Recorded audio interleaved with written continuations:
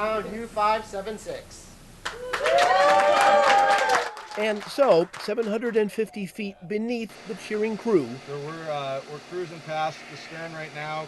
at the bottom of the Atlantic Ocean, Coming along to the port side of the ship, we're going to try and take a look at the propellers and rudder assemblage here. the first human eyes since 1942 gazed upon the German U-boat 576. And there the hatches. Yeah. Would have been, See that hatch there? The images are extraordinary, but this is more than just the study of a shipwreck. It's an effort to survey an entire World War II battlefield. We're coming up on the stern right now and can see the deck level, and it is incredible. It's just completely intact.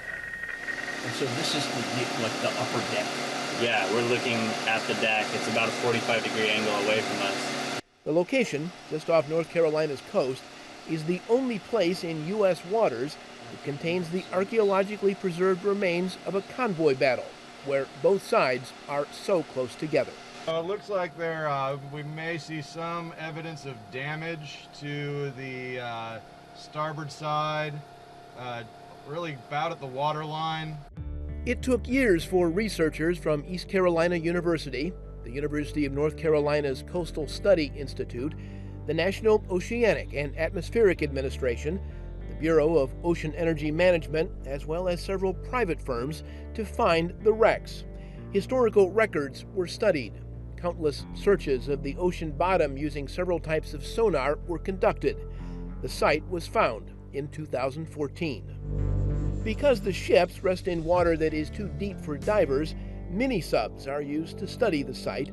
The expedition hopes to learn more about the battle, but also the natural habitats surrounding the shipwrecks.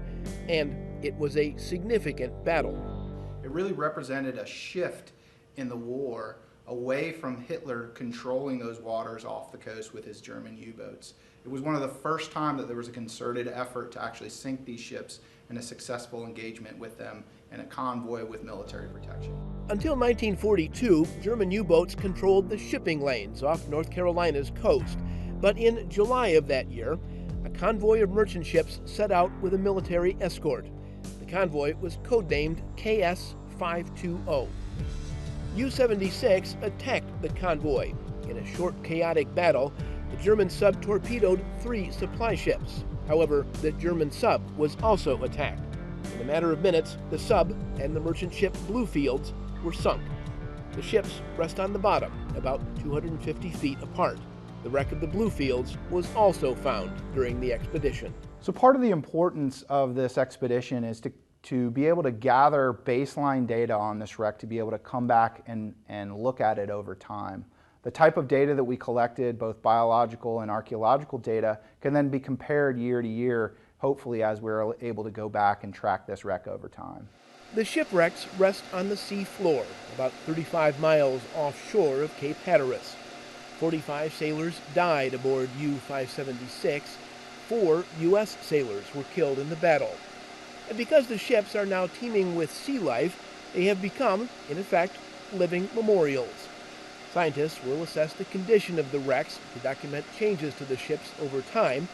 Researchers will also study how the wrecks provide habitat for fish and marine mammals, as well as map the entire battlefield.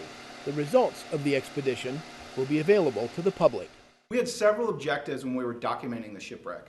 One, we wanted to document it with photography and videography and bring back the first images of this shipwreck since it was sunk in 1942. We also wanted to create a scaled, accurate model of the shipwreck using a variety of different tools. Photogrammetry is the science of making measurements from models that are generated from photographs of the submarine. We took hundreds of photographs to then generate a three-dimensional model that is accurate and measurable and scalable.